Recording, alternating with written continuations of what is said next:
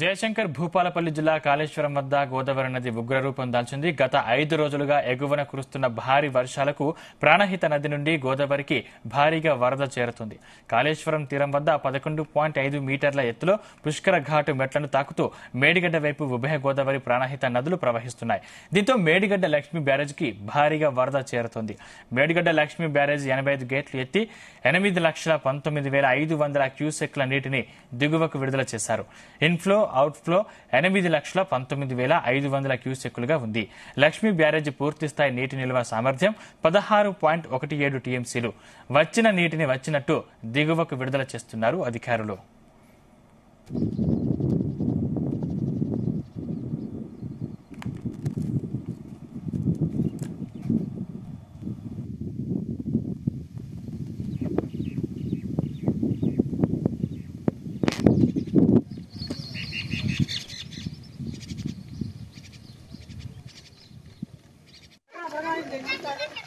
అయినా అది ఇది కత్తేనా అట్లే పోతాను.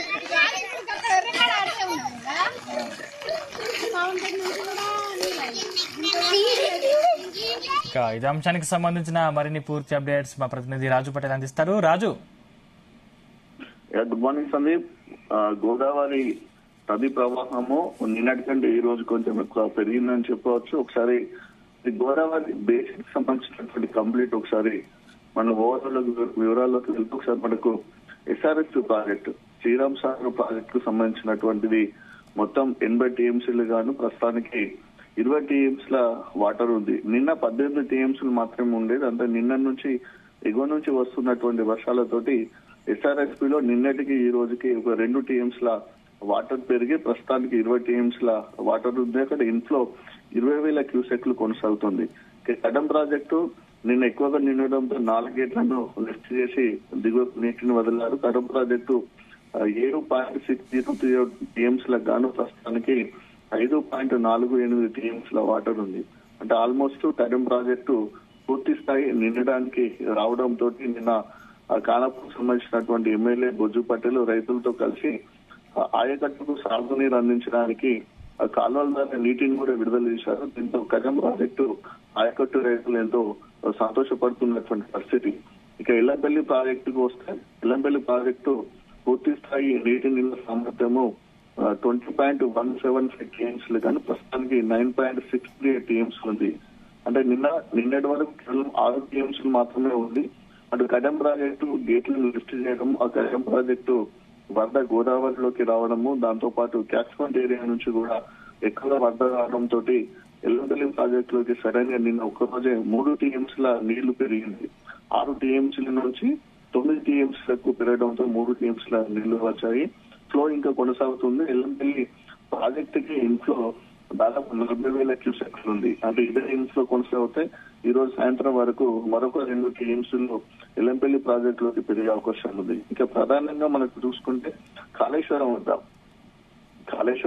గోదావరి నది ఉగ్రరూపం దాల్చిందని చెప్పవచ్చు. ఎందుకంటే ఇటు నిన్న పడ్డటువంటి వర్షాలకు ఇటు గోదావరి నది నుంచి కూడా వరద వస్తుంది. అటు ప్రాణహిత నది గురించి కూడా ఇంకా ఎక్కువగా వరద రావడంతో కాళేశ్వరం వద్ద నిన్న మొన్నటి కంటే ఎక్కువగా గోదావరి నది చాలా ఉగ్రరూపం దాల్చి ప్రవహిస్తుంది. గోదావరి నది పరవలు తొక్కుతుందని చెప్పవచ్చు. కాళేశ్వరం తీరం వద్ద 11.500 మీటర్ల ఎత్తులు అక్కడ ప్రవహిస్తుంది. కాళేశ్వరం వద్ద మరొక 500 మీటర్లు ఎత్తు ప్రవహిస్తుంది. 12 మీటర్ల వరకు అక్కడ హైట్లు ప్రవహిస్తే మొదటి ప్రమాద హెచ్చరికను ఇక్కడ జారీ చేసే అవకాశం ఉంది.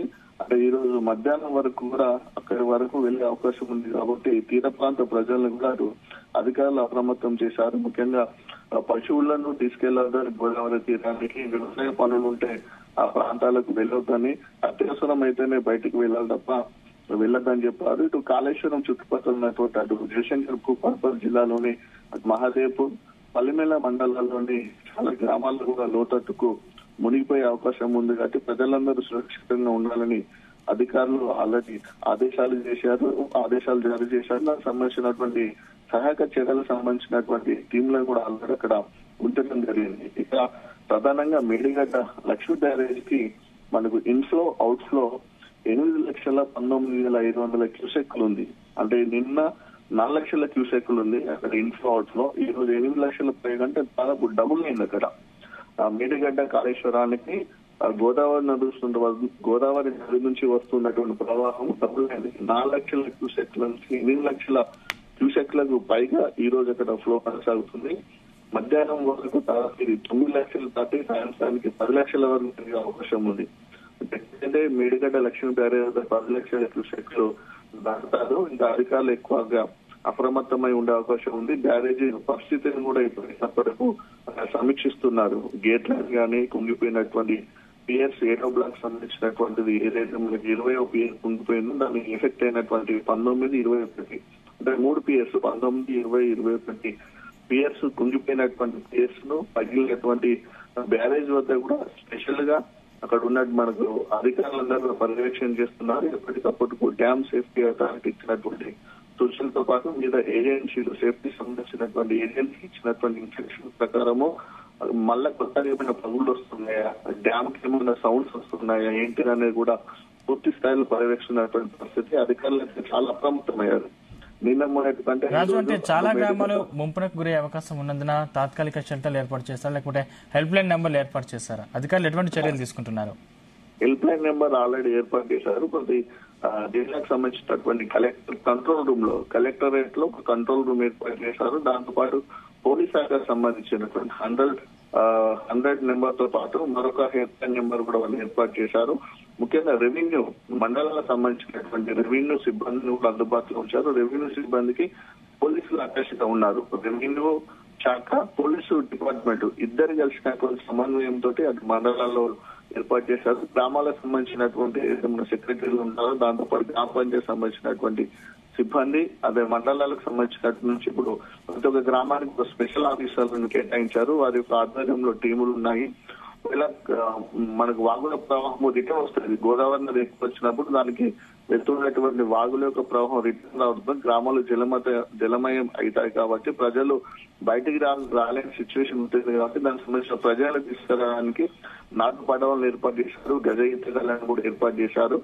కల్వట్లు ఏమన్నా కుంగిపోయినా ఒకవేళ చెరువు కట్టకు సంబంధించినటువంటి తిరిగే అవకాశం ఉంటే దానికి సంబంధించినటువంటి ఇసుక బత్తాలు కూడా ఆల్రెడీ తయారు చేసినటువంటి పరిస్థితి అక్కడ ఉంది. ఇక గోదావరి నది కాళేశ్వరం వద్ద ఉధృతంగా ప్రవహించడంతో ఆ ప్రవాహం మాత్రం దిగువకు వెళ్తుంది. మనకు భద్రాచలం వరకు వెళ్తుంది. భద్రాచలం నుంచి అటు పోలవరం వెళ్తుంది. రాజు, అంటే ఇక వరద పెరిగే అవకాశం ఉందా? ఒకవేళ పెరిగితే ఎలాంటి పరిస్థితులు ఎదురయ్యే అవకాశం ఉంది? వరద పెరిగే అవకాశం ఉంది. అయితే ఈ రోజు ఉదయం నుంచి అయితే వర్షం పడట్లేదు. రాత్రి భారీగా వర్షం పడింది. మార్నింగ్ నుంచి అయితే వర్షం పడడం లేదు. ఇక్కడ అటు జయశంకర్ భూపాలపల్లి జిల్లా కానీ, ఇటు మంచిర్యాల కానీ, అటు మహారాష్ట్ర వైపు ఉన్నటువంటి మనకు ఛత్తీస్గఢ్ కానీ ఇక్కడ నుంచి ఇటు మనకు పడట్లేదు వర్షము. ప్రస్తుతానికి ఉదయం నుంచి వర్షం లేదు, రాత్రి వర్షం పడింది. ఆ ఫ్లో కొనసాగుతుంది. ఒకవేళ కనుక మళ్ళీ వర్షం కనుక కంటిన్యూ అయిందనుకో ఇంకా వరద ప్రభావం ఎక్కువ పెరిగే అవకాశం ఉంది. అందుకే ఇంతకుముందు చెప్పినట్టు అక్కడ మనకు కాళేశ్వరం వద్ద ప్రస్తుతానికి 8,19,000 క్యూసెక్ల వాటర్ వెళ్తుంది. వర్షం పెరిగితే మరొక 2 లక్షల క్యూసెక్ల పెరిగే అవకాశం ఉంది. సో ఫ్లో ఎక్కువ అవకాశం ఉంది. వర్షం అయితే పడట్లేదు ప్రస్తుతానికి. వర్షం పడితే రాత్రి పడ్డ వల్ల, ఇప్పుడు పడ్డ వల్ల ఈ రోజంతా కొనసాగి రేపటి వరకు ఉండే అవకాశం ఉంది. కాబట్టి అందుకని అక్కడ ప్రస్తుతానికి మనకు 11.5 మీటర్ల ఎత్తులు అక్కడ ప్రవహిస్తుంది. 12 మీటర్లు దాటితే అక్కడ మొదటి ప్రమాద హెచ్చరిక జారీ చేస్తారు. ఈ ఫ్లో అంతా కూడా వచ్చేసి మనకు భద్రాచలం వెళ్తుంది. భద్రాచలం వద్ద గోదావరి నది చాలా ఉగ్రరూపం దాల్చింది, చాలా ఎక్కువగా ప్రవహిస్తుంది. అక్కడ భద్రాచలం వద్ద ఎట్లా ఉంటుందంటే ఇప్పుడు మనకు మహారాష్ట్ర నుంచి ఇంద్రావతి నది ఎగువ నుంచి ప్రవాహం వస్తుంది, అది పేరూరు నుంచి వస్తుంది. ఇక దిగువన భద్రాచలం దిగువన ఉన్నటువంటి సిలేరు నది కూడా ఉప్పొంగుతుంది. సిలేరు నది అక్కడ ఉప్పొంగడంతో అక్కడ ఉన్నటువంటి శబరి నదికి సంబంధించిన వాటర్ రివర్స్ వస్తాయి. దీంతో భద్రాచలం దిగువ నుంచి వాటర్ ఉంటుంది గోదావరి నదికి, ఎగువ నుంచి కూడా అక్కడ వాటర్ రావడంతో భద్రాచలం వద్ద చాలా ఎక్కువగా ప్రవహిస్తుంది. ఇప్పటికే 43 అడుగులు దాటడంతో అక్కడ మొదటి ప్రమాద హెచ్చరికను జారీ చేశారు. భద్రాచలం వద్ద ఉన్నటువంటి కరకట్టలపై రాకపోకలు బంద్ చేశారు. పర్యాటకుల భక్తులను ఎవరు కూడా స్థానాలకు అక్కడ అనుమతించడం లేదు. అక్కడ కూడా దాదాపు ఒక 20 ఇసుక బస్తాలను అధికారులు సిద్ధం చేశారు. ఎప్పటికప్పుడు కూడా జిల్లాకు సంబంధించినటువంటి అధికారులందరూ కూడా పరిస్థితిని సమీక్షిస్తున్నారు. Thank you Raju.